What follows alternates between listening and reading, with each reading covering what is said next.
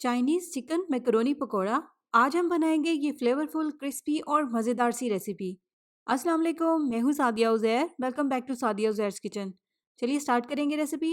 अगर आपको ये रेसिपी पसंद आए तो वीडियो को लाइक शेयर और चैनल को सब्सक्राइब भी ज़रूर कर लीजिएगा। बिस्मिल्लाहिर्रहमानिर्रहीम। तो यहाँ पर मैंने आधा कप बॉयल की हुई मैकरोनी ली है। बॉयल होने के बाद आप देखें ये आधा कप है। इसके बाद इसमें शामिल करेंगे एक मीडियम साइज़ का आलू, इस तरह से बारीक बारीक लंबाई में कटा हुआ। एक मीडियम साइज़ का प्याज इस तरह से स्लाइस किया हुआ। आधा कप बारीक कटी हुई गाजर। आधा कप शिमला मिर्च। 1.5 चाय का चम्मच या हस्बे जायका बारीक चॉप की हुई हरी मिर्च। 3 से 4 खाने के चम्मच हरी प्याज। 1 खाने का चम्मच अदरक लहसुन का पेस्ट। 250 ग्राम बोनलेस चिकन इस तरह से छोटे छोटे से क्यूब्स में कटा हुआ। 2 खाने के चम्मच सोया सॉस। 1 खाने का चम्मच सरका। 1.5 चाय का चम्मच भुना और कुटा हुआ धनिया। 1 चाय का चम्मच या हस्बे जायका नमक और 1.5 चाय का चम्मच कुटी हुई लाल मिर्च। अब पहले इन तमाम चीज़ों को बहुत अच्छे से मिक्स कर लेंगे। इसके बाद इसमें शामिल करेंगे 3/4 कप यानी कि पौना कप बेसन। और पकोड़े हमारे बहुत ही क्रिस्पी बने, इसके लिए इसमें हम शामिल करेंगे 1/4 कप चावल का आटा और 1/4 टीस्पून इसमें शामिल करेंगे बेकिंग सोडा।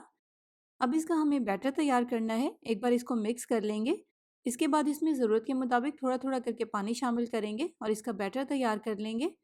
बस यहाँ पर आपको ये ध्यान रखना है कि बैटर को तैयार करने के बाद हमें थोड़ी देर के लिए रेस्ट पर रखना है और इस दौरान सब्जियाँ अपना पानी भी छोड़ेंगी।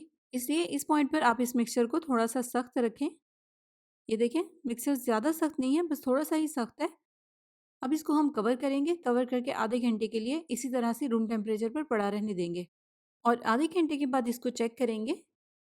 आप देखें यहाँ पर ये मिक्सचर थोड़ा सा सॉफ्ट हो गया है और ये वाली थिकनेस इसकी बिल्कुल परफेक्ट है।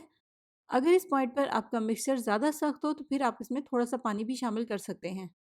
एक बार अच्छे से मिक्स कर लेने के बाद अब इसे हम पकौड़े तैयार करेंगे और इन पकौड़ों को हमें थोड़े से मीडियम गर्म ऑयल में शामिल करना है, क्योंकि आपको पता है जो इसमें हमने चिकन शामिल किया है वो बिल्कुल कच्चा है। मीडियम गर्म ऑयल में इनको शामिल करेंगे और इसी तरह से मीडियम फ्लेम पर इनको गोल्डन ब्राउन और क्रिस्पी होने तक फ्राई कर लेंगे, जिस तरह से आमतौर पर पकौड़ों को फ्राई किया जाता है। चिकन भी छोटे छोटे से पीसेस में है। इतने टाइम में चिकन भी बहुत अच्छे से पक जाएगा। देखिए कितना अच्छा सा इनके ऊपर कलर आ गया है।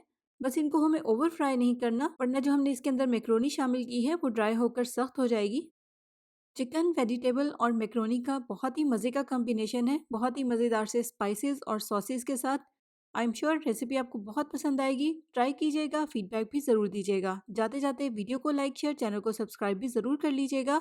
अपना बहुत सा ख्याल रखिएगा, दुआओं में याद रखिएगा। Thank you for watching. अल्लाह हाफिज़।